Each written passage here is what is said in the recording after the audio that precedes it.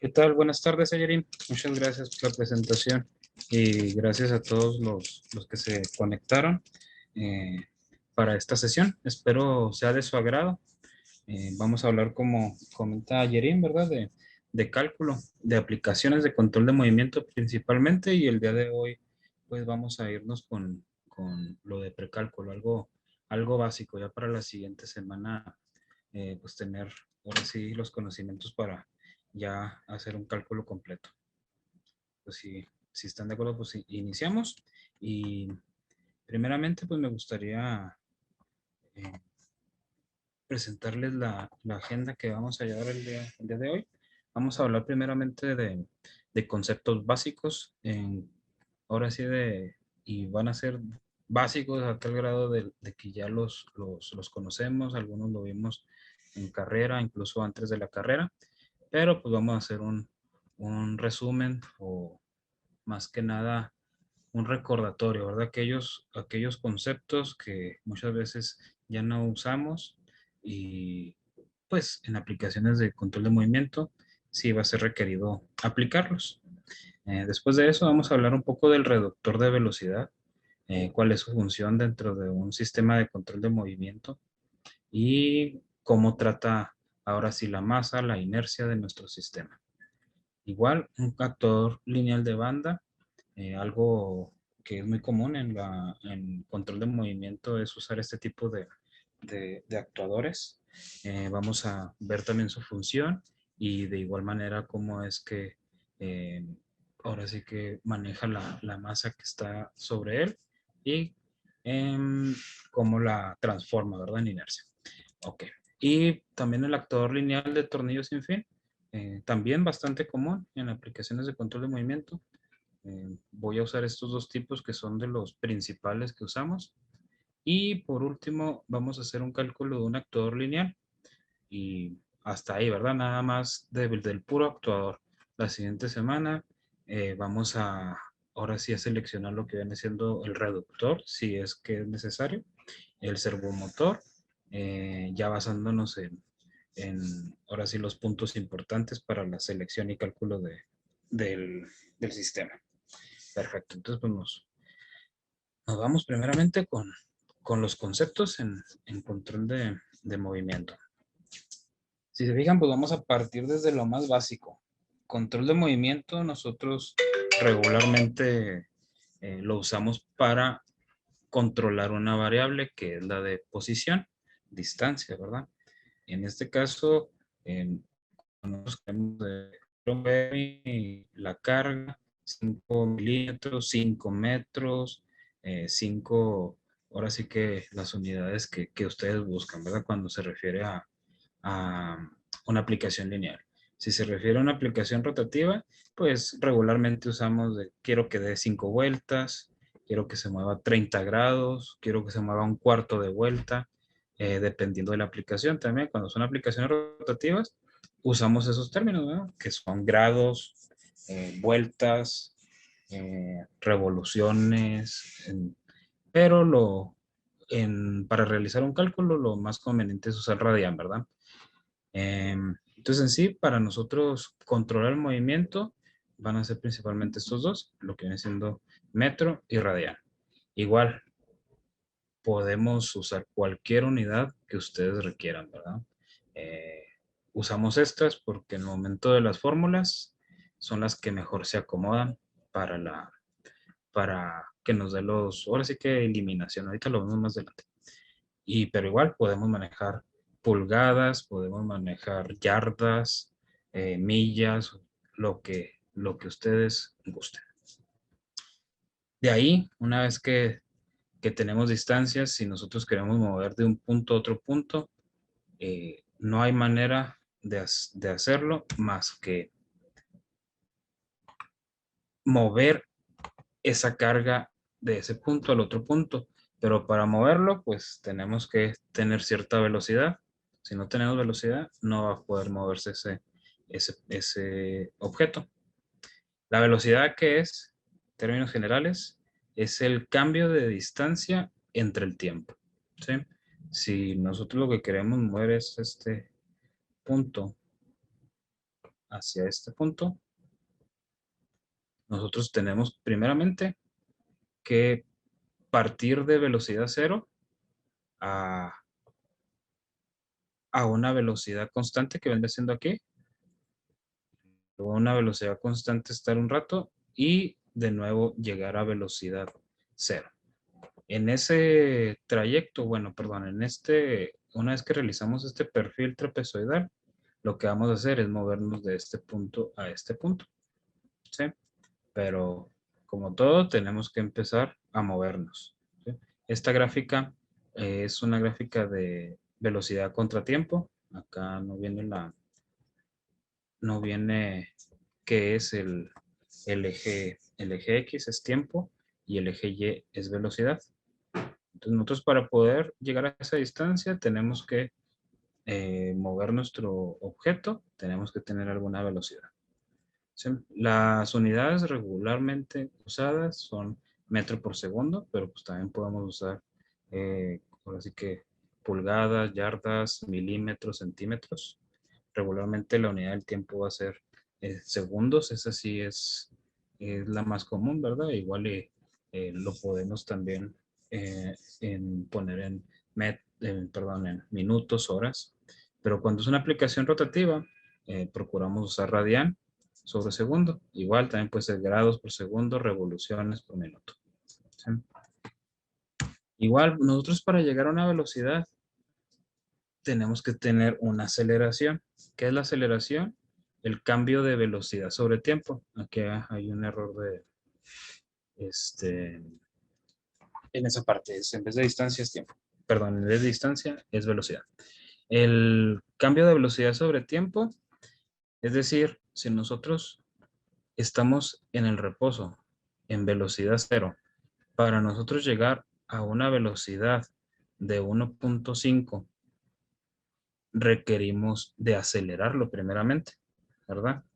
La aceleración que tenemos aquí es en un poco más de 0.3 segundos. En 0.3 segundos vamos a llegar a la velocidad máxima que va a estar en este punto. ¿Sí? Si se fijan en esta gráfica, el rojo viene siendo la gráfica de velocidad eh, en tiempo. El verde viene siendo la gráfica de aceleración en el tiempo también. Se fijan, la gráfica de aceleración es constante, es una línea que está totalmente horizontal. ¿Por qué? Porque en cada punto de estos lleva la misma aceleración, no cambia. ¿Sí? ¿Cómo es que funciona? Cuando tenemos un cambio de distancia y lo dividimos entre tiempo, nos da la aceleración. Vamos a poner un ejemplo. Si nosotros tenemos, esta es la velocidad de reposo y la velocidad máxima. Nosotros restamos velocidad máxima menos la del reposo entre el tiempo, nos da la aceleración. Igual, si no queremos agarrar esos dos puntos, queremos agarrar un punto de aquí y otro punto de aquí. Restamos la velocidad esta de aquí menos la de acá. Entre el tiempo nos va a dar la misma aceleración. ¿Sí? Eso cambia cuando la aceleración no es constante. En este ejemplo viene una aceleración que si se fijan no está totalmente horizontal. Hay una rampa en la que va aumentando la aceleración y llega a una aceleración constante. Y hay otra rampa donde disminuye la aceleración para llegar a una aceleración cero. ¿Esto para qué nos sirve? Estar variando las aceleraciones hace que nuestro sistema sea, eh, mm, ¿cómo lo puedo llamar? Un poco menos agresivo al momento de realizar algún pick and place, por ejemplo. Cuando van a realizar un movimiento, no se siente tanto el cambio de aceleración, ¿sí? Que si fuera constante. Aquí, como les comentaba, la aceleración ya no es constante. En este punto, de aquí hacia atrás, la aceleración es variable. en este punto de aquí, en intermedio, la aceleración también es variable. Igual pasa en estos puntos de acá. ¿Sí? Y podemos verlo. Si nosotros tomamos 2 puntos igualmente, si tomamos los 2 puntos de aquí y el de aquí y hacemos el cálculo de aceleración, va a ser diferente a que si tomamos el punto de aquí y tomamos el punto de acá. ¿Sí? Igual cualquier duda que tenga, levanten la mano o igual por el chat, se las trataré de resolver. Esto es la aceleración. Y cuando nosotros veíamos en la aceleración aquí atrás, cuando tenemos un cambio de ella, un cambio de aceleración, ya no le podemos decir aceleración, podemos llamarla aceleración de la aceleración. El término que usamos es jerk. Ese término es cuando hay cambios de aceleración en el tiempo. Si su aceleración es variable, ya el término lo conocemos como jerk. El jerk, cuando tenemos un perfil meramente trapezoidal, que no tenemos una curva S, que no está amortiguado, el jerk es igual a 0. Aquí, la gráfica de jerk viene siendo este color de aquí, que parece como café, pero no se aprecia ya que está aquí en el fondo. Viene siendo 0. ¿Sí? Vendría siendo esta línea que tenemos acá abajo. Pero cuando sí tenemos aceleración variable o tenemos esta curva S que así se le conoce también de esa manera, sí vamos a tener jerk. Si se fijan, el jerk ya se puso en esta parte de aquí arriba. Mientras estamos cambiando la aceleración, que es la verde, el jerk es constante. En cuanto llegamos a una aceleración constante, el jerk se vuelve 0. Igualmente, cuando empezamos a decrementar la aceleración, el jerk es constante, negativo. Y en cuanto ya llegamos a aceleración constante y 0, el jerk también se vuelve 0. Es así como funciona el jerk, ¿verdad? Entre nosotros, si nosotros queremos hacer más amortiguado esta curva S, nosotros vamos a tener ahora sí un jerk mayor. Las unidades son metro sobre segundo al cubo, radian sobre segundo al cubo. ¿Sí? Cualquier duda, igual ahí me interrumpen sin problema, levantan la mano para que Ayerin nos ayude con habilitar el micrófono. Ok. Esos conceptos son los principios ahora sí, para poder nosotros ya al final lograr el cálculo de un sistema de control de movimiento. Otro concepto bastante básico es el de masa. Pues es la cantidad de materia que tiene un objeto. Igual pues no confundirlo con lo que viene siendo peso, ¿verdad? Eso sí ya conocemos bien la diferencia entre masa y peso, que es el siguiente concepto. El peso, ahora sí, es cuando nosotros tenemos cierta masa, y en este caso que estamos aquí en la Tierra, estamos siempre bajo una gravedad, que es una aceleración de 9.82 metros sobre un segundo al cuadrado. El peso de esa masa a la aceleración de la gravedad, ¿sí? Es la cantidad de materia acelerada, ese viene siendo el peso. Se podrían decir que es lo mismo que fuerza, sí, pero la fuerza es cuando no estamos acelerados a la gravedad, sino que usamos otro tipo de aceleración, usamos otro dispositivo para acelerar esta masa. Por ejemplo, en este caso, la gravedad simplemente es nada más es hacia abajo, ¿verdad? Pero si nosotros movemos un objeto, ya sea en un sentido horizontal, izquierda-derecha, Si nosotros conocemos la aceleración y lo multiplicamos por la masa de ese objeto, esa es la fuerza que va a estar otorgando. ¿Sí? Las unidades regularmente son Newton, que viene siendo kilogramo metro sobre segundo al cuadrado, o también lo podemos llegar a encontrar como libras fuerza, como kilogramo fuerza también, de esas maneras, pero el correcto, el más usado, es el Newton. La inercia, debido a que gran parte de las aplicaciones de control de movimiento son con servomotores rotativos. Aquí entra pues un concepto bastante principal, que es el de inercia. Este concepto de inercia podríamos decir que es el homólogo de la masa en aplicaciones lineales, ¿sí? Pero nosotros cuando tenemos una masa y la giramos sobre un eje de esa masa, es cuando producimos la inercia, ¿sí? La fórmula de inercia, masa por radio al cuadrado.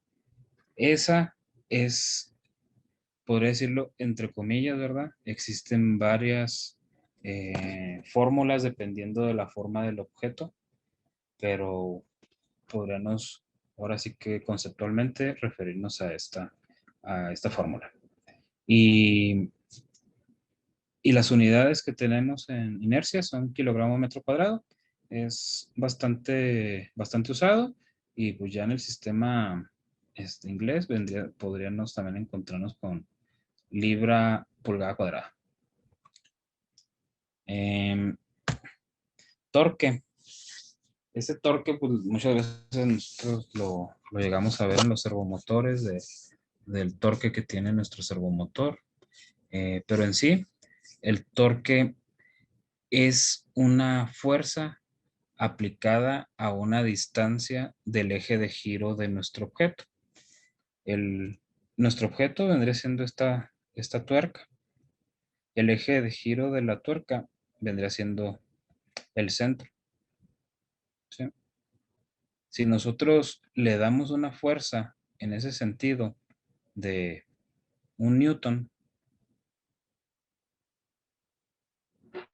a una distancia de 1 metro, en sí el torque que yo le estoy dando a esta tuerca vendría siendo de 1 Newton metro, ¿sí?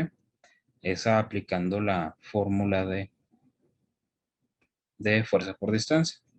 Pero igual, si nosotros poseemos la información de cuál es la inercia de todo la parte mecánica, y conocemos la aceleración angular, la hacemos también la multiplicación y nos debe dar el mismo resultado, ¿sí?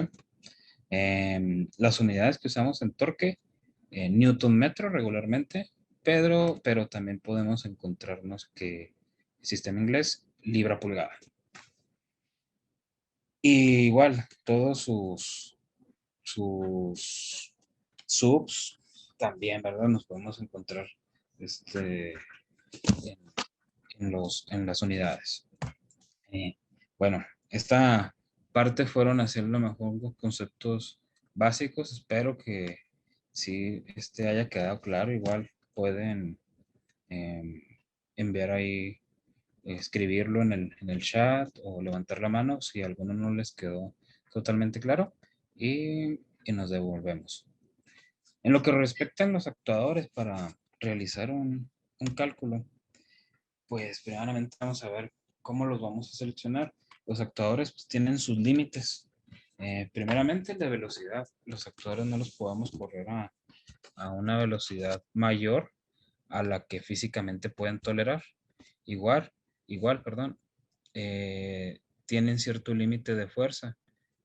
Eh, los mecanismos, si estamos hablando de banda polea, pues la banda tiene cierta tensión que puede soportar nada más, o las poleas, los valeros tienen cierto límite, ¿sí? Igual, los momentos también es bastante importante, ya que Si nosotros ponemos un objeto de dimensiones muy grandes o que su centro de gravedad está localizado muy lejos del centro de gravedad de nuestro actuador, pues va a ser muy probable que se dañe. Entonces, para seleccionar los actuadores, hay que tener bastante cuidado con eso. Aquí igual, velocidad, vamos a suponer nuestro actuador tiene un límite de velocidad que va a ser de, no sé, a lo mejor 1.2. Este no lo debemos de rebasar. Entonces, cuando nuestra aplicación está acelerando para llegar a una velocidad, si supera este punto, es posible que nuestro actuador se dañe, ¿sí? Entonces, nosotros debemos de cuidar mucho de que nunca supere ahora sí, esta velocidad. ¿Cómo lo hacemos? Una vez que ya platicamos o ustedes platican con su cliente, nosotros platicamos con ustedes sobre la aplicación.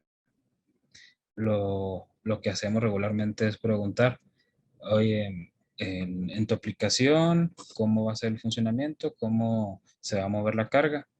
Eh, ya nos dicen, ¿sabes qué? Pues yo necesito que mi actuador pues se mueva de un punto A, que va a estar aquí, a un punto B,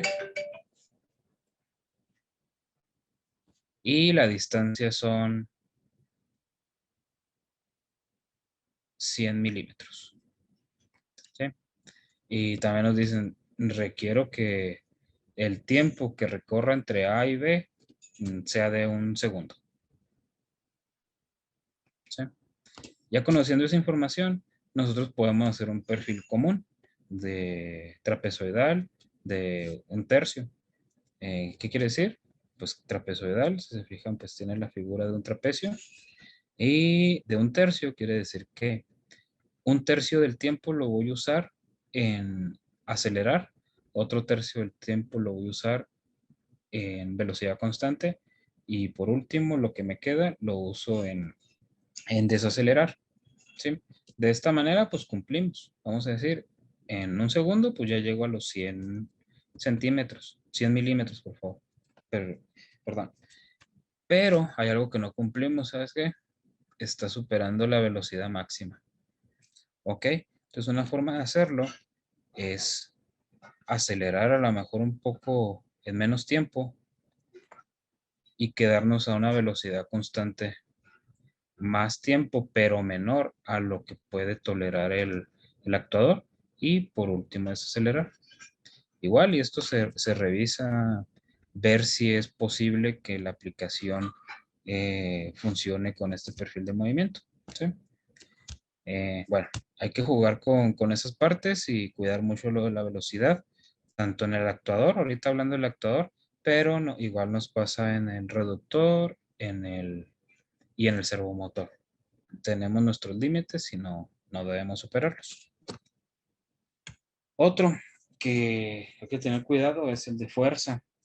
Nuestros actuadores pues tienen ciertos límites para poder mover la carga. Tienen cierta fuerza disponible y esta es dada por su construcción. Vamos a decir, si es como hablaba ahorita de una banda polea, ahorita nos pasamos al otro lado, que es un tornillo sin fin. El tornillo sin fin pues tiene una tuerca o el cual pues al momento de estar moviendo el objeto en este sentido, por así decirlo, al momento de estarle metiendo más fuerza, es probable que que la tuerca pueda llegar a dañarse. Entonces también hay que cuidar mucho esos límites. La fuerza, pues ahora sí que está relacionada totalmente con el torque. Eh, el actuador lineal convierte el torque en fuerza, ¿sí? Entonces, para nosotros, para cuidar la fuerza, como dijimos que va directamente relacionado con el torque y el torque va totalmente relacionado con la aceleración, como lo vimos ahorita en la fórmula de torque, debemos de cuidar la aceleración. Si bien ahorita yo estaba acá atrás y dije voy a acelerar en menos tiempo para no superar esta velocidad. Ah, pues sí, pero el detalle es de que al acelerar en menos tiempo, hacemos que haya mayor torque y consiguiente mayor fuerza y probablemente tampoco el actuador pueda soportarlo. Entonces ahí debemos encontrar un punto medio. Posiblemente aquí a esta aceleración estemos ya dañando el equipo. Entonces igual nos vamos a un punto intermedio donde igual no superemos la velocidad, pero también mi aceleración no es tan alta.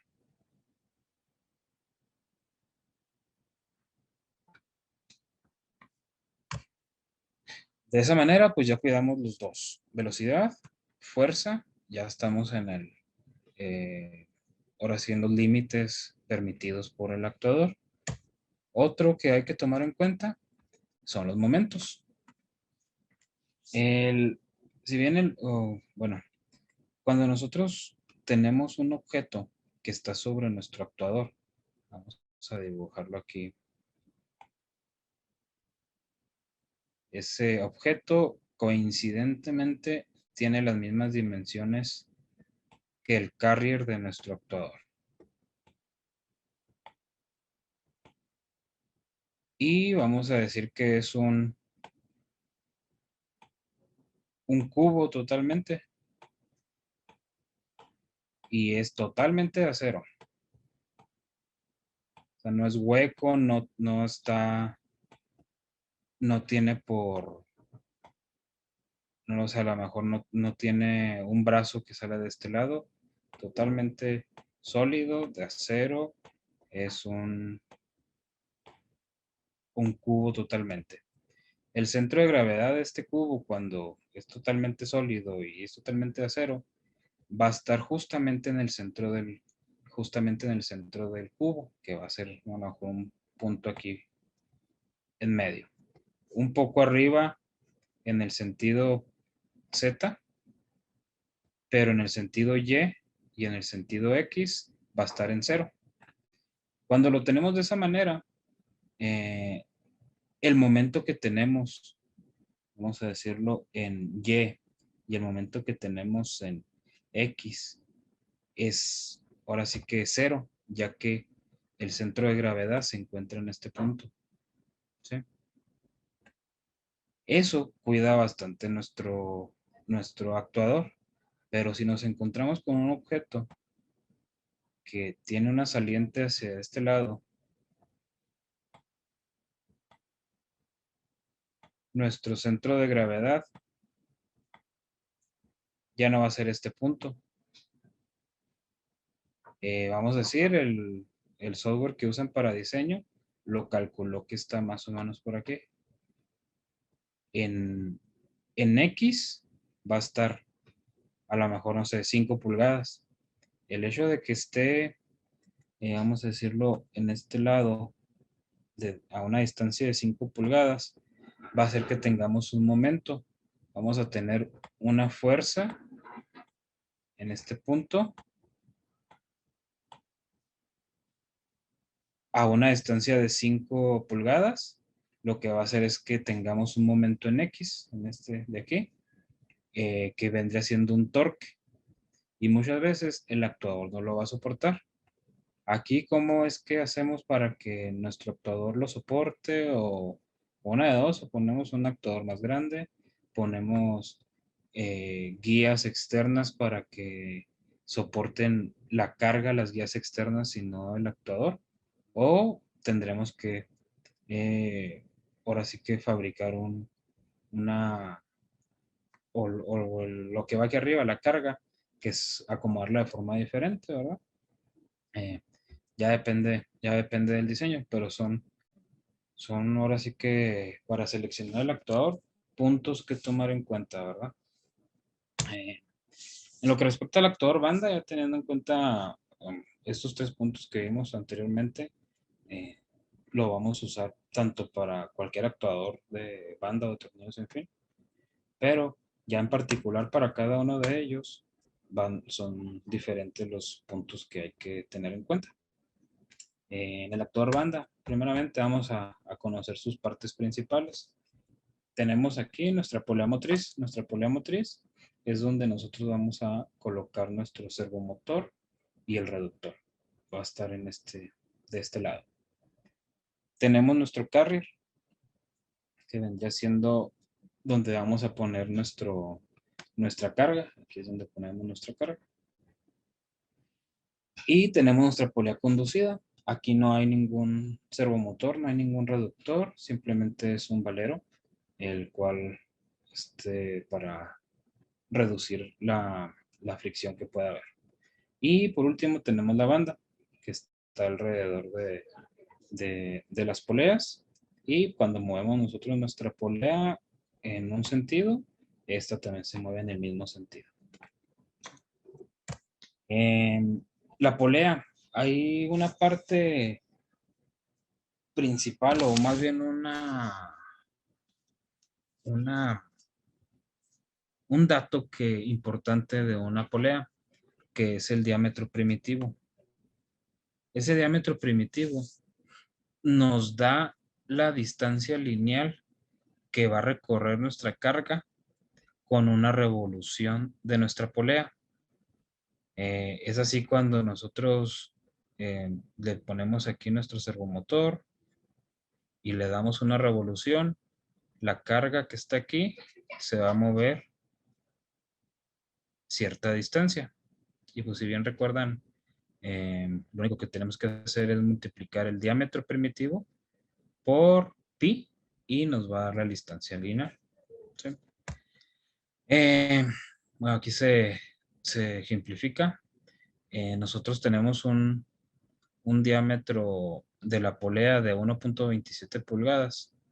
Si nosotros lo multiplicamos por pi, nos va a dar los 3.9898 pulgadas. Igual aquí viene, al inicio de este Jeep, viene que tiene un diámetro de 1.27 pulgadas y se va a ir desenredando hasta llegar hasta los 4 pulgadas. Es así como nosotros, a partir del movimiento lineal, podemos calcular cuántas revoluciones requiero para moverme determinada distancia lineal. Las ventajas de estos actuadores en general: las velocidades y aceleraciones son altas y se pueden hacer actuadores más largos.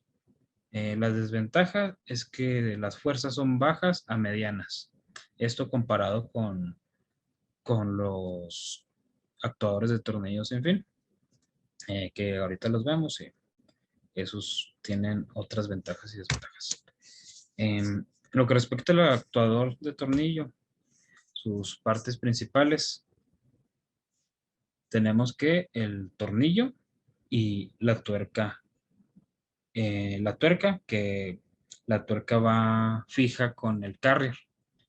Es decir, igual ya cuando por así decirlo, es el alma del actuador. De este lado tenemos su final. Y aquí también. Y en este lado tenemos nuestro carrier. Algo importante de que debemos de saber del tornillo es el lead. El lead es la distancia que hay entre hilo e hilo. ¿Por qué es importante? Es el que nos da el avance lineal a partir de las revoluciones. Como en el ejemplo, si yo tengo un lead de 10 milímetros, es decir, que de esta línea a esta línea son 10 milímetros.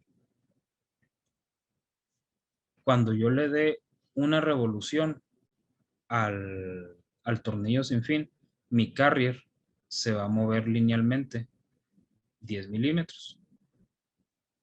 Así es como realizamos el cálculo de las revoluciones necesarias para mover un carrier de un tornillo sin fin.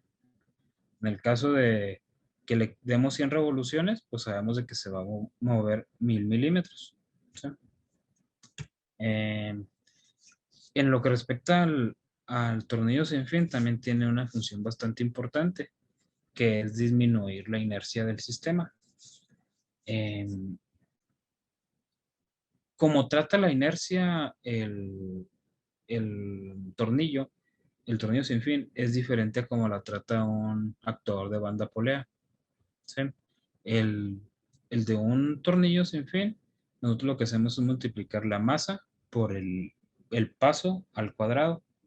Si tenemos una masa aquí de 100 kilogramos, lo multiplicamos por 10 milímetros por revolución, que es el lead, y al cuadrado. Pero como les comentaba, cuando nosotros queremos trabajar con aplicaciones rotativas, lo conveniente es convertirlo a radianes para al final poder ahora sí hacer, pues eliminar y que ya nos quede el dato que nosotros buscamos. Es decir, una inercia de 100 kilogramos que nosotros pongamos sobre el carrier, si tenemos aquí nuestra carga sobre el carrier, el tornillo sin fin le va a transmitir en inercia esta masa, le va a transmitir esta inercia, que es el dato que nosotros vamos a usar para calcular el torque, ¿sí? Cuando nosotros eh, vemos una aplicación y es lineal o rotativa, cualquiera de las dos, se da más bueno, cuando tenemos una aplicación y nos dicen, ¿sabes qué? Es una masa de 100 kilogramos, pero regularmente, cuando es una aplicación rotativa, preguntamos, oye, ¿y cuánto mide la carga? Porque no es lo mismo tener una inercia a lo mejor de 100 kilogramos, 100 kilogramos de ese tamaño a una inercia de los mismos 100 kilogramos de ese tamaño. En primera, para nosotros mover este plato que mide 100 kilogramos, siendo su eje este punto, para mover este plato vamos a requerir mayor torque que para mover el de acá. Bueno, así es como maneja la inercia un tornillo sin fin.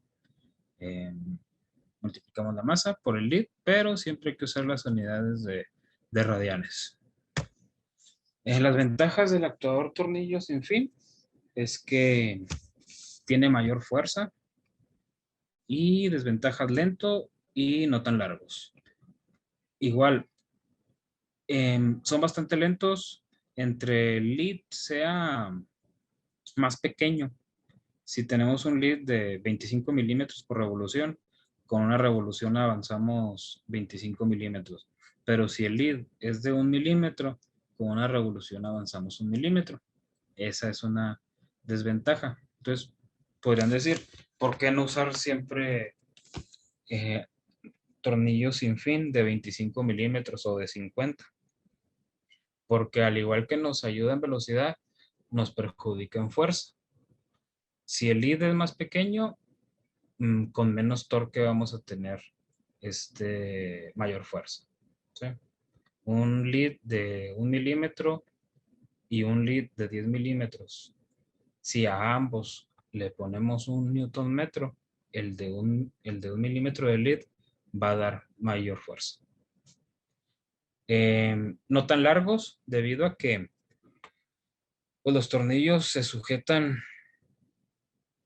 solamente, disculpen, solamente de 2 puntos de este y de este. Tiende a hacerse como una curva, ¿verdad? Cuando los tenemos de esa manera. Entonces, por eso no son tan largos. Sí se pueden hacer muy largos, de 3 metros si gustan, pero van a obtener un diámetro en el tornillo sin fin de 3, 4 pulgadas, lo que muchas veces lo va a hacer incosteable. Y la fabricación, bueno, va a ser incosteable debido al material que se va a usar y el maquinado de un tornillo de esos va a salir bastante caro. Em, con respecto a los reductores de velocidad,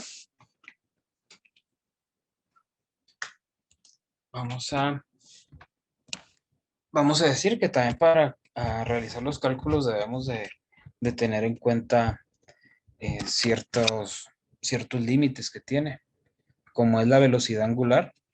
No debemos superar por ningún motivo cierta velocidad que son las que soportan estos reductores. El torque también tiene su límite de torque, no puede dar más allá de determinado torque. La carga axial y la carga radial, que lo vemos a continuación. La velocidad angular, vamos a decir de que nuestro reductor no puede superar esta velocidad angular. Ocurre el mismo caso, ¿verdad? Que con los actuadores podemos empezar a jugar con la aceleración para quedar nosotros por debajo de esa, de esa velocidad. Pero pues ahí nos metemos con el problema igualmente del torque. En aquel caso era fuerza, en este caso es el torque.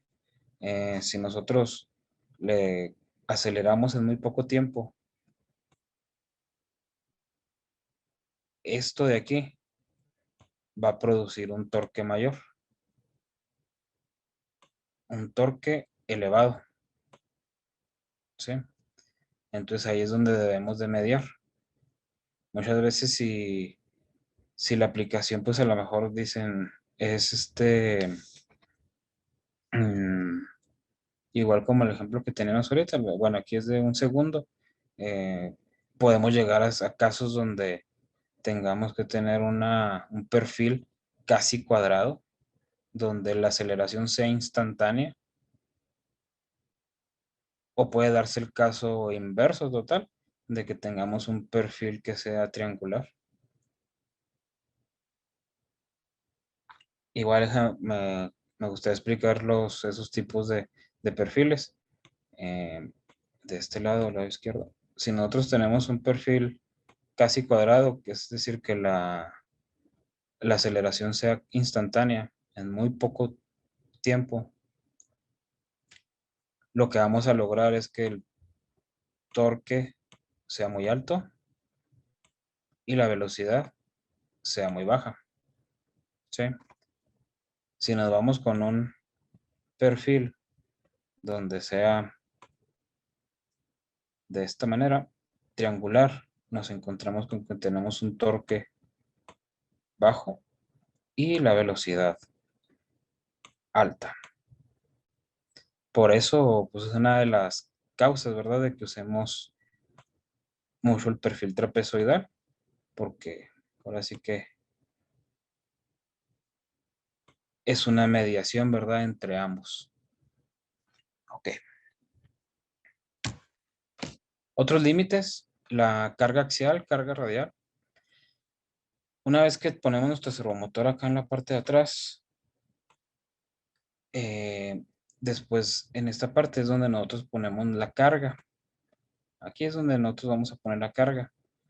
Pero si nosotros ponemos a lo mejor aquí una polea y luego ya le ponemos una banda. Si nosotros esa banda, aquí está su contraparte, la polea conducida, vendría siendo la polea motriz y la polea conducida. Polea motriz, polea conducida. Si nosotros ponemos una polea en este punto y tenemos la conducida de este lado y nosotros tenemos una tensión de la banda muy elevada, vamos a producir una carga radial a nuestro reductor muy elevada, ¿sí? Y también va a depender mucho de a qué distancia de la base de la flecha se encuentre. Si nosotros tenemos la polea muy alejada de esta base, lo que vamos a lograr va a ser, entre comillas, un momento, ¿verdad? Que aunque sea la misma tensión en este punto, si la misma tensión la la tenemos en una polea que está más pegada a la base de la flecha, vamos a producir menos esfuerzo directamente o menos carga radial directamente a los valeros que se encuentran aquí. ¿Sí? Entonces también es un punto bastante importante cuidarlo de la carga radial. Y por otro lado, también la carga axial es cuando nosotros le ponemos totalmente fuerza en el sentido del eje. Ese de carga axial se puede dar en las mesas indexadoras. Nosotros una mesa index en la parte de, aquí, ese es el centro de giro, en la parte de abajo tenemos nuestro reductor. Si toda la masa que pongamos, todos los objetos que pongamos dentro de la mesa index va a producir una carga axial, ¿sí? También es otro punto que debemos de cuidar bastante en estos puntos. ¿Cómo evitar todo esto? Igual si ponen después de la flecha un cople y después del cople ya una flecha, va una chumacera, si ya tienen perdón, en las chumaceras la flecha y en la flecha ponen la polea, ya se evitan que pueda tener un daño a este reductor. Y a lo mejor pues van a dañar una flecha, pero pues va a ser más económico el cambio de una flecha o de una chumacera que de un reductor o de un servomotor, porque también hay aplicaciones donde no se necesita reductor y conectan directamente una polea a un servomotor, cuando el servomotor pues tampoco tiene la suficiente carga radial o axial para soportarlo. Bueno, esos puntos hay que tenerlos en cuenta, igual y todo eso se calcula, ¿verdad? Si tienen los datos, nosotros los podemos calcular. Cabe señalar en este punto de que el cálculo es directamente con fabricante. Nos apoyamos bastante eh, con las marcas que representamos, que viene siendo Nidec Shimpo, Tolomatic, CMC, con Rodwell, con todas esas marcas, ¿verdad? Eh, una función principal, que pues es la de reducción de velocidad, que muchas veces yo lo veo como desventaja, porque regularmente en la industria lo que queremos es mayor velocidad, ¿verdad? Queremos que todo salga más rápido, queremos más piezas por minuto, queremos que esté en menos tiempo. Entonces, el reducir la velocidad, pues es una desventaja, pero es algo que tenemos que hacer para poder obtener las siguientes dos funciones que vamos a hablar. Eh, Primeramente, ¿cuál es la relación que tiene de la velocidad de entrada contra la de salida? La velocidad de salida va a ser igual a la velocidad de entrada entre la relación de los engranes internos, ¿sí? Este ejemplo pues tiene un ratio, una relación de 10:1, lo que significa que yo cuando le doy 10 revoluciones a la entrada, a la salida sale una revolución. Es la misma relación que en lo que respecta a velocidad. Cuando yo en la entrada ponga 10 revoluciones, 100 revoluciones, como en el ejemplo, lo divido entre 10, voy a obtener 10 revoluciones por minuto. 100 revoluciones en la entrada, 100 revoluciones por minuto en la entrada, 10 revoluciones por minuto en la salida. ¿Sí? Ahora sí, una función, aumentar el torque. El torque de la salida que vamos a tener de este lado va a ser igual al torque de entrada por la relación. Igual y este sería en un mundo perfecto. Y aquí hay que contemplar también un factor que es la eficiencia que tiene, que está en el orden de 0.97 aproximadamente. Entonces sería el torque de la salida. Si yo tengo un torque de 1 Newton metro en la entrada, lo multiplico por 10, voy a tener 10 a la salida. Bastante bueno en este aspecto. ¿Por qué? Si nosotros tenemos un servomotor bastante pequeñito, que alguno que nos encontremos por ahí, ¿verdad? Tenemos el servomotor, aquí está, pero pues es que está bien pequeño, trae 0.6 newton metro y pues yo requiero una aplicación de 6 newton metro. Ah, ok, pues le podemos poner un reductor de 20 a 1, ¿verdad? Para que me dé 12 newton metro. Sí, pues una función bastante buena, ¿no? La del reductor, de que nos va a incrementar el torque. Pero ¿a cambio de qué? Que me reduce la velocidad. Es ahí donde volvemos a nuestro perfil de movimiento. Si nosotros tenemos una relación de 10 a 1, con una relación de 10 a 1, aquí está mi límite de velocidad de mi servomotor, una relación de 10 a 1, ¿sabes qué? Ya estás por encima de los límites que nos dicen. Entonces, ¿qué tienes que hacer? Empezar a jugar con torques o empezar a jugar con la relación del reductor, porque si le pones una relación de 5 a 1, ya no vamos a superar esta línea que es nuestro límite, ya vamos a estarnos por debajo, ¿sí? Pero probablemente no tengamos el torque suficiente. Entonces ahora sí ahí es donde empezamos a jugar, donde empezamos a hacer cálculo primeramente con el de 5 a 1, el de 7 a 1, ver cuál es el que mejor se adecua a su aplicación, ¿verdad? Algo también bien importante del reductor es reducir la inercia, pero a diferencia de cómo aumenta el torque y cómo reduce la velocidad, que es directamente, ahora sí, en proporcional, si es de un reductor 10 a 1, pues lo multiplica 10 para obtener el torque.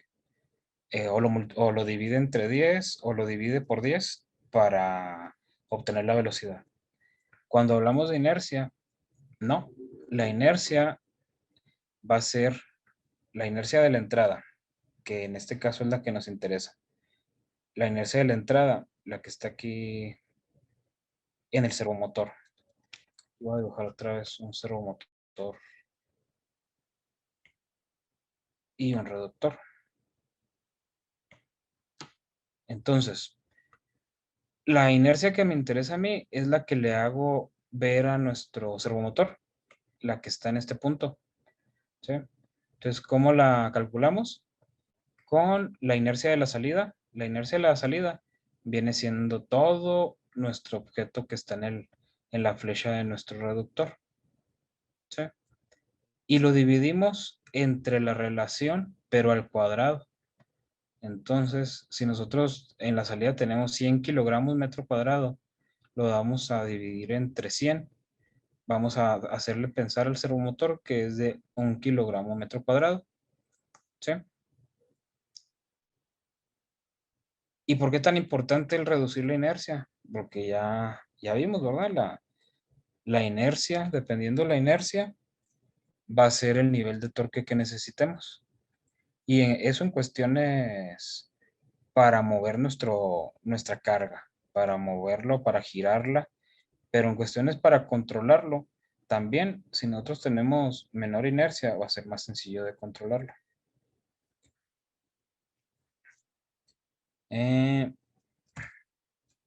Y voy a tachar este aquí porque no es desventaja, es ventaja. En este momento voy a hacer un ejercicio para seleccionar un actuador, nada más el actuador, y con ese nos vamos a quedar para la siguiente semana, seleccionar el reductor, servomotor e incluso hasta el drive, todo lo que conlleva el sistema de control de movimiento.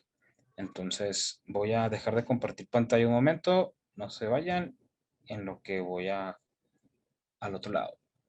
Eh,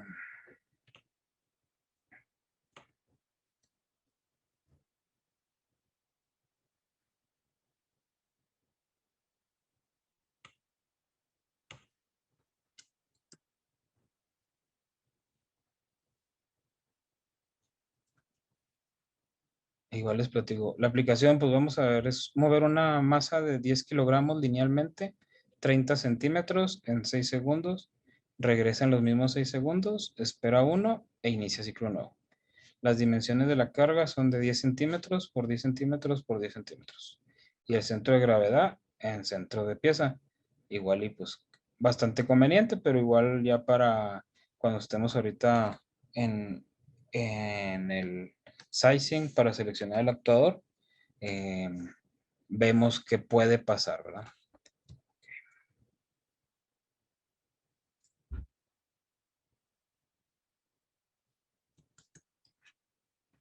En este caso, para la selección del actuador, voy a usar un software que es el de Tolomatic. Em, Ese software es Tolomatic, nada más basta con entrar a la página de tolomatic.com y en la parte de abajo, igual aquí, para que sepan el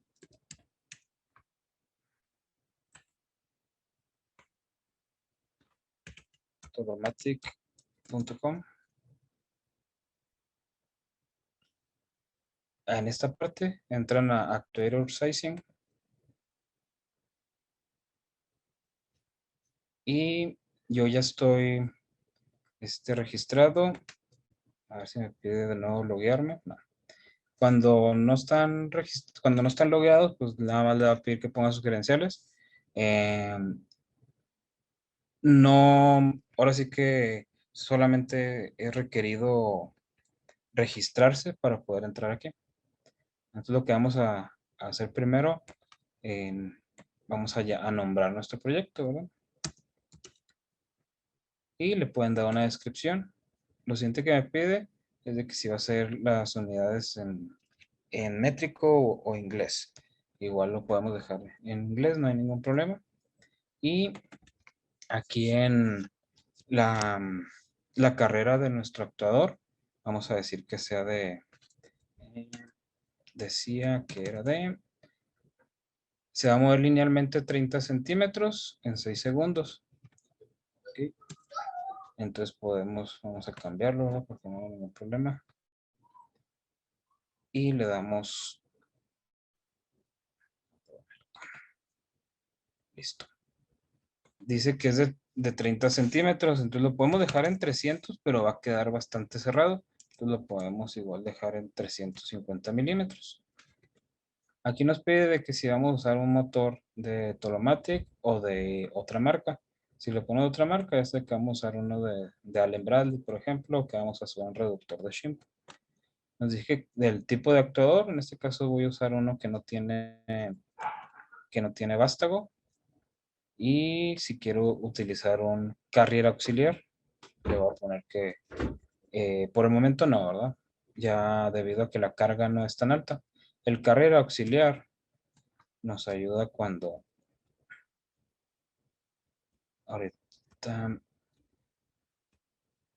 el carrier auxiliar cuando tenemos momentos altos, vamos a decirlo de que o cargas muy altas, lo que podemos hacer es dividir esa carga en dos carriers. Es como si pusiéramos otro carrier aquí.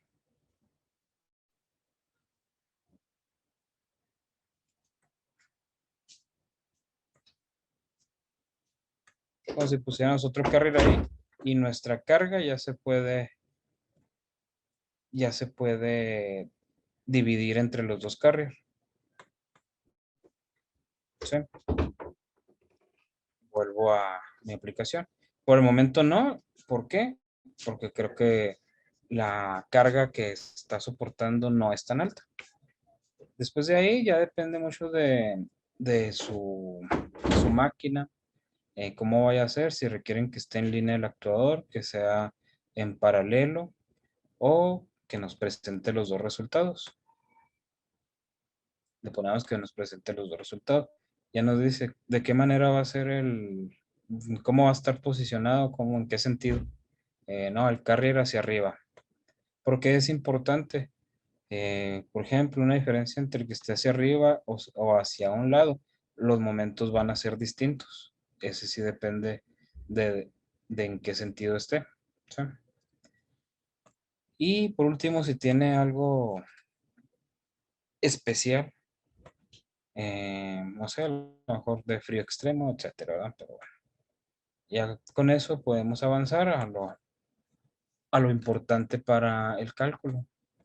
Aquí ya es donde yo le defino cuál va a ser el perfil de movimiento y cómo va a estar esta aplicación. Le voy a agregar un perfil de velocidad. Decíanos acá,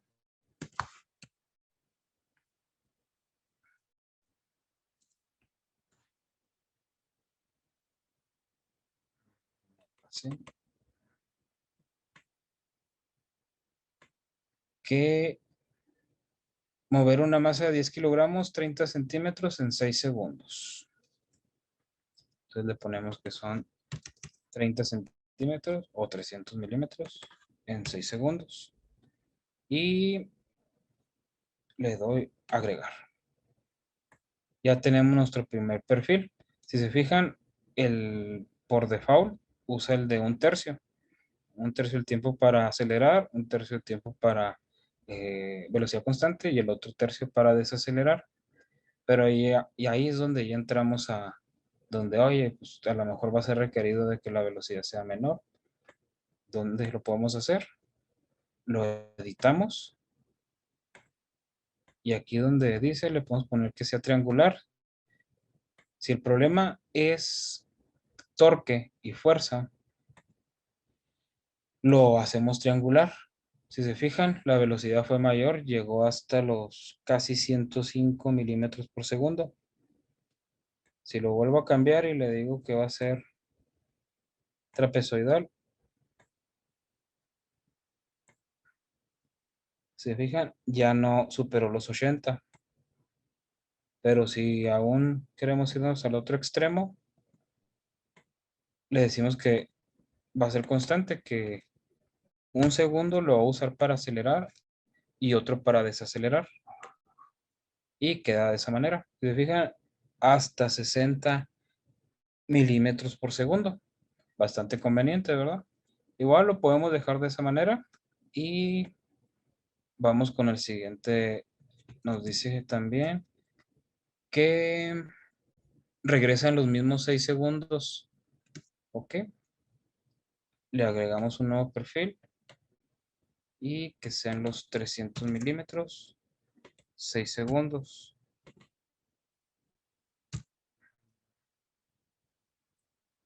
Pero en sentido contrario. Aquí lo ponemos 199.99 debido a que el llegar hasta cero, el software lo está. Ahora sí que trae ahí un bug todavía, ¿verdad? Entonces 299.99 es bastante cercano a 300 en reversa. Y lo agrego. Entonces en ese punto ya tenemos nuestros dos perfiles. Igual lo podemos poner con una aceleración de un segundo o lo pueden dejar de esa manera.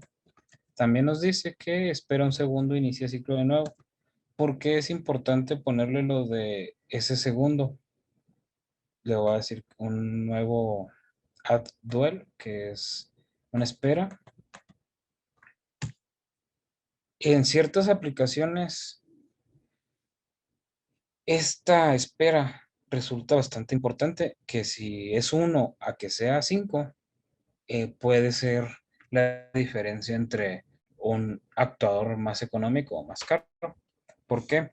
Este tiempo de espera es un tiempo que el actuador usa para el calor que obtuvo de los movimientos para disiparlo.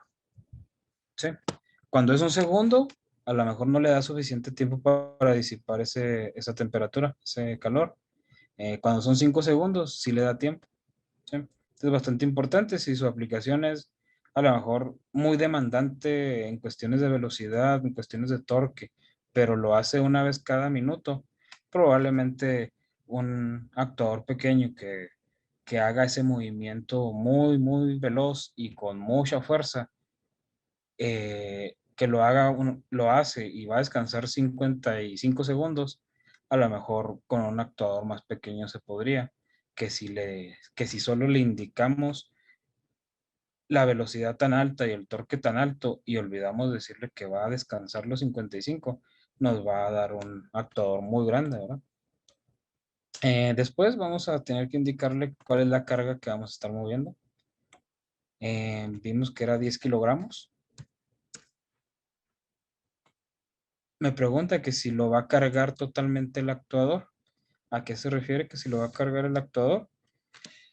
Que si ustedes van a poner a lo mejor guías lineales, si van a poner ahí otro, este, otro equipo para estar soportando. En este caso no, el 100% lo va a soportar el actuador. Y me dice ahora sí, ¿cuál es el centro de gravedad? Habíamos visto que las dimensiones de la carga son de 10 centímetros por 10 centímetros por 10 centímetros. Y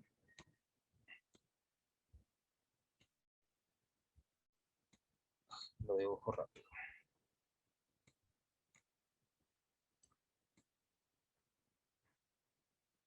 Entonces nuestro centro de gravedad va a estar plumas. Disculpe, estoy cambiando de pluma. Nuestro centro de gravedad va a estar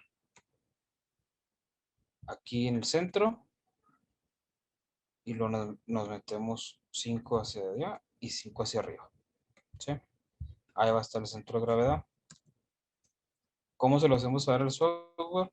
Me dice, vas a tener tu objeto sobre el carrier. Entonces dime la distancia en X que va a estar el centro de gravedad. Sabemos bien pues de que va a ser 0 milímetros. Lo que la distancia en Y también 0 milímetros. Pero aquí sí tenemos una distancia en Z. Si se fijan que viene haciendo ese hacia arriba y va a ser de 50 milímetros. Y por último me dice, ¿en qué perfiles de movimiento esa carga va a estar afectando? Para nuestro ejercicio va a ser en todos. Probablemente hay aplicaciones donde solo en algún movimiento va a, a tener la carga. Por ejemplo, cuando es un pick and place, el momento que se acerca a tomar la carga, pues va en vacío. Cuando la toma, ya tiene la carga. Entonces lo agregamos. Y por último, me pide si va a haber fuerzas adicionales. Eh, en esta aplicación no las hay, pero ocurre el caso en prensas. En prensas, pues aquí basta con ponerle el dado o la herramienta con la que van a presionar, pero aquí pues ya tienen que ponerle la fuerza requerida para hacer el prensado del objeto. Bueno, de este punto ya estamos completos, ya le podamos dar continuar. Y ya me dices, ¿sabes qué? De los actores que existen en Tolomate, ¿cuál es el que te agradaría? O igual pueden seleccionar todos y y ordenarlos al último por el más económico o diferentes tipos de filtros. Pero igual, para que no sea tan tardado, voy a omitir por completo esta opción, ya que esta opción pues es un actuador que no tiene para soporte de momentos. Este de aquí y este de aquí sí lo tienen, tienen guías lineales, pero no tan robustas. Igual para este ejercicio los voy a dejar fuera. Los que ya tienen rodamientos más robustos son estos 4 de aquí. Podría decir de que este ya está bastante robusto, estos dos, bastante robusto para la aplicación. Entonces nos vamos con este par, eh, igual hasta el 20 y al 63. El 16 y el 10 y lo podemos poner si no estamos muy seguros todavía. Y al final me dice si va a ser de banda polea o de tornillo sin fin, vamos a poner que sean ambos. Y si vas a usar de tornillo, ¿qué tipo de tornillo quieres utilizar? De esto ya lo hablamos la sesión pasada, ¿verdad? Los distintos tipos de tornillos que, que existen, perdón, de tuercas. Los distintos tipos de tuercas, aquí es donde las seleccionamos. En sí, Solid Knot puede ser eh, es de plástico, es de plástico de ingeniería, el cual pues tiene bastante velocidad, pero si vamos a usar fuerzas muy altas, no las tenemos, pero igual lo selecciono. Y el Ball Nut y el Ball Nut con bajo backlash, estos son más precisos y tu aplicación es bastante precisa, vamos a tener que irnos con el BNL. Ya por último, le damos continuar. Me dice que voy a seleccionar un motor YM. El YM significa Your Motor. Tú puedes poner el motor de la compañía que gustes. Pues nosotros siempre proponemos Rowell, ¿verdad? Y Nidec Shimpo. Aquí ya le damos siguiente.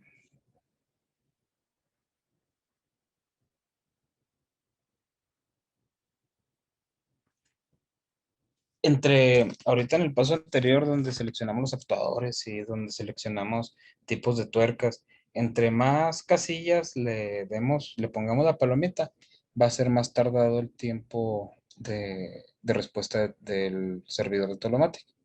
Entonces igual procurar acercar al software a los actuadores que ustedes crean que van a ser los mejores. En este caso, el orden fue por precio. Me dice, partiendo del uno, ¿verdad? De los actuadores que pueden con la aplicación, este es el más económico. De ahí se brinca a este que tiene un factor de 1.03, 1.12 y así sucesivamente. Igual, y me muestra, si le doy aquí en Not Matching Products,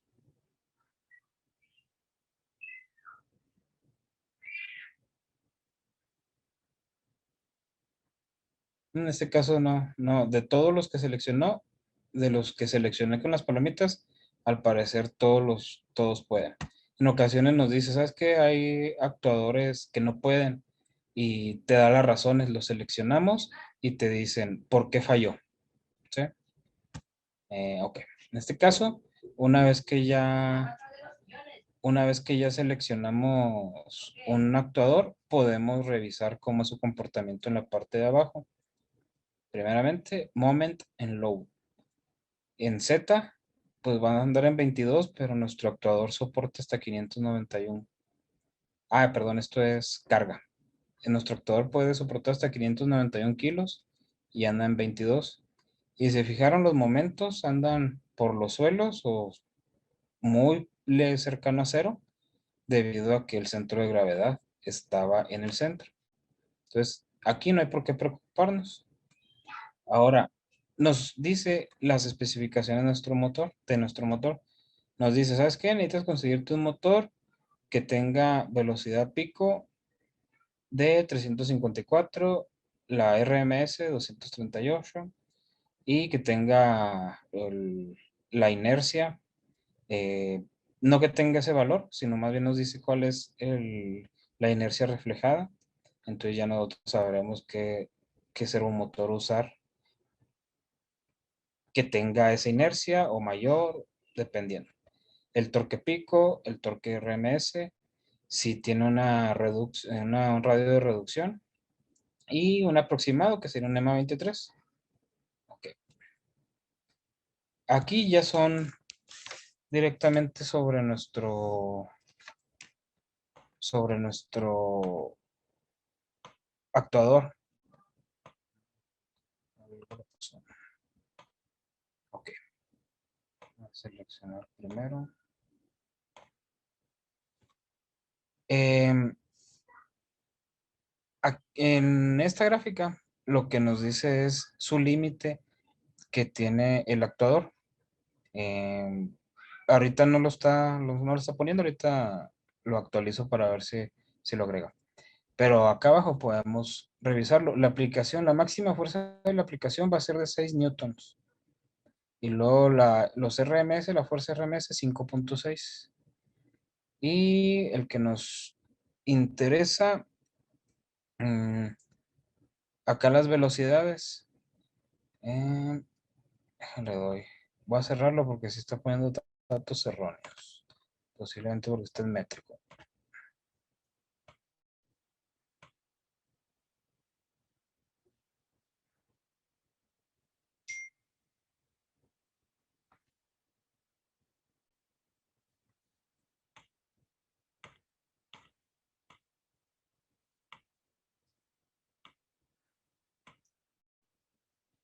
Ok.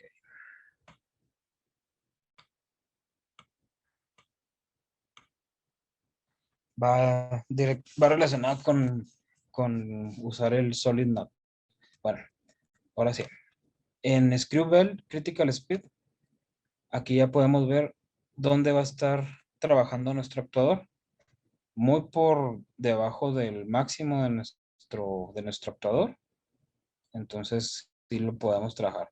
Luego, el stroke, entre más largo sea el actuador, menos velocidad puede manejar. ¿Sí? Y por último, la fuerza. Acá está nuestro actuador, muy por debajo, y nuestro límite anda acá arriba. Entonces, por aquí podemos decir que nuestro actuador es, eh, ahora sí que bastante robusto en este aspecto. Pero vamos a cambiar ese de aquí, nos vamos a ir por otra opción más baja, un MXB16. Y este actuador, este es un banda polea. Igual vamos a revisar los momentos. Están muy bien. Sí tiene menor capacidad de carga, pero aún puede porque es muy poquita la carga, 22. Las especificaciones del motor, la velocidad, estamos muy por debajo. En los banda polea no ocurre lo que pasa con los tornillos sin fin. Si se fijaban, entre mayor sea el stroke, menos velocidad podía manejar. Banda polea puede ser de stroke muy largo, de carreras muy grandes, y va a manejar la misma velocidad. Entonces en velocidad estamos muy bien. Y en fuerza, nuestro límite está acá, pero la verdad está muy por debajo. Entonces sería una muy buena opción, lo que viene siendo el MXB16. Pero ahora me voy a regresar a Motion Profiler para dar un ejemplo de qué pasaría si nosotros no tenemos nuestro centro de gravedad en el centro de la pieza. Vamos a editarlo y vamos a decir de que en Y vamos a tener 5 pulgadas. Lo editamos y nos vamos directamente a Sizing Results.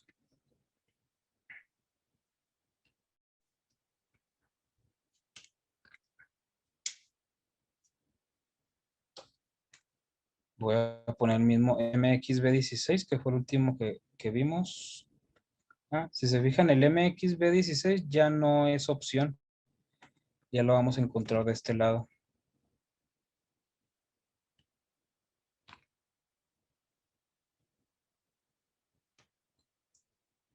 MXB16 ya está en los que no mashean. ¿Por qué?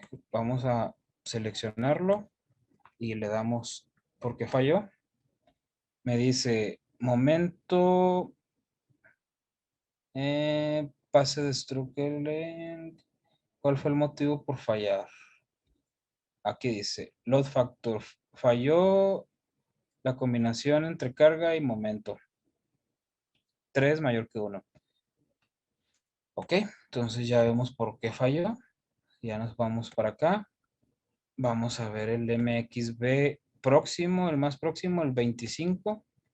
Lo seleccionamos y vemos el momento.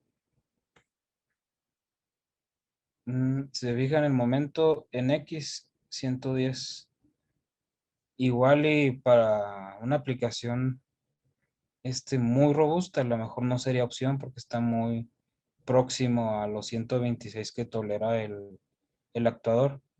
El actuador no va a fallar siempre y cuando no haya un cambio o que alguien agregue, o sí, un cambio. Si agregan, no sé, un poco más de masa, probablemente se mueva más. O si agregan un poco, el centro de gravedad se movió, va a ser más hacia afuera del actuador, pues también va a haber un problema. Entonces, si el MXB25 no basta, nos podemos ir al 32, de aquí, reviso los momentos y pues ya es mayor holgura. Ese para mí es una muy buena opción, estamos en muy buenos niveles.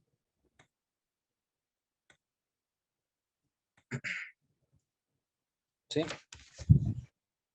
¿Qué otra variable le podemos meter, verdad? De que vemos que aquí está en velocidad, está muy bien, en fuerza, perdón, velocidad está muy bien y el que vimos antes fue el de fuerza. El de fuerza también está bastante bien. Si nosotros le metemos más ruido, nos vamos al Motion Profiler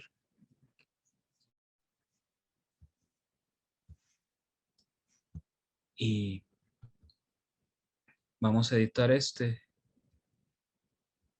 y le cambiamos, en vez de un segundo de aceleración, si nosotros queremos de que acelere en 0.1 segundo, se fijan, ya casi es cuadrado. Y luego al lado contrario, a lo voy a editar para que sea triangular. De acá pues va a requerir de más fuerza y de acá de más velocidad. Vamos a ver si existe algún actuador que tenga tanto fuerza como velocidad. Probablemente sea de los más grandes.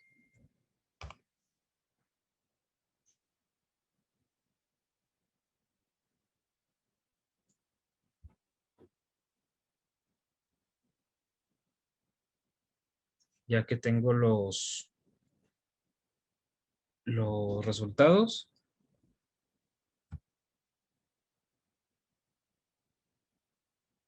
Mm, el B25 todavía puede. Habíamos visto que era MXC25. De aquí. Checamos la fuerza, está bien. La velocidad subió, pero tampoco le afecta. Igual ya nos podemos ir con con este actuador. Revisamos por último que no se nos escape algo. Habíamos visto 110, está muy cerca del 126 y va a ser al 32.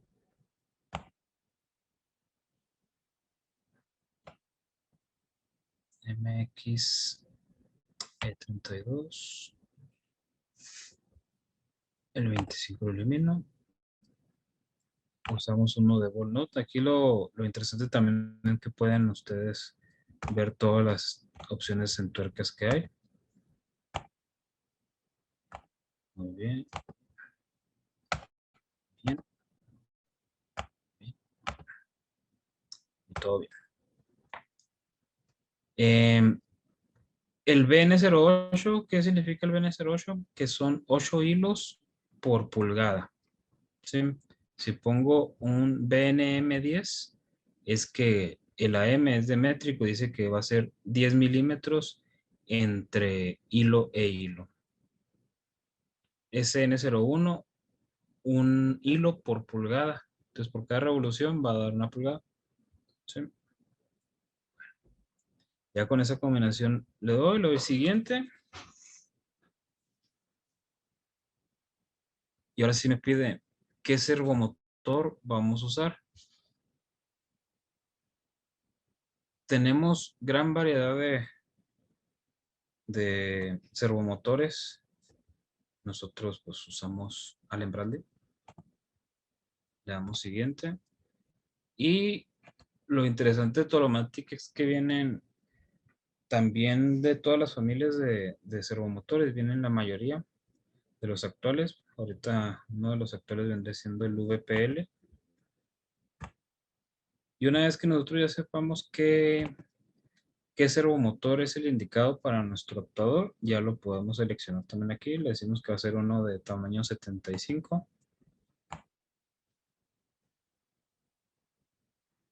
Y lo demás de aquí en adelante son accesorios. Igual los agregamos. Un MP que son mounting plates. Le puedo agregar 3. Hay una fórmula también. También para los mounting plates. Son bases que van para sujetar el actuador. Dependiendo del tamaño del actuador, de lo que va a cargar el actuador, son varias cosas las que hay que tomar en cuenta. Calculamos también el número de mounting plates que debe llevar en la parte de abajo. ¿Sí? Eso principalmente también para evitar que haya torsión de nuestro actuador. Pueden agregar ya directamente los switch para deposición de carrera. Y ahora sí, si quieren que Tolomatic lo monte y una lubricación especial. Y sería ahora sí que todo. Te entrega un precio de lista. Esto cualquiera lo puede ver, ¿verdad? Y al final te da un reporte, el cual ustedes, pues es un entregable, ¿verdad? Si están haciendo una aplicación de control de movimiento, quieren justificarlo de por qué ese actuador, por qué voy a usar este servomotor, todos los equipos necesarios, cuál es el motivo de usar eso. Ok, aquí en este reporte viene toda la información. Viene el perfil de movimiento que van a usar, los límites, en este caso la velocidad, los límites de fuerza, los momentos y la carga, y el motor recomendado por Tolomatic. Igual, hasta aquí es lo de selección del actuador.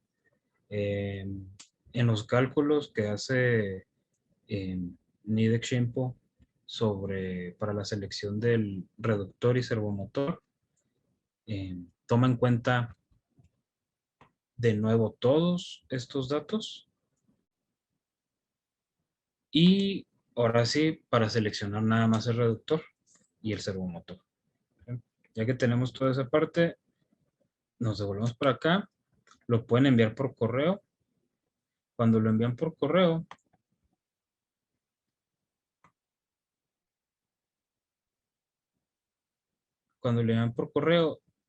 si ustedes lo piden así en esta parte, que les envíe un modelo del actuador, es decir, que les va a llegar por correo el sólido.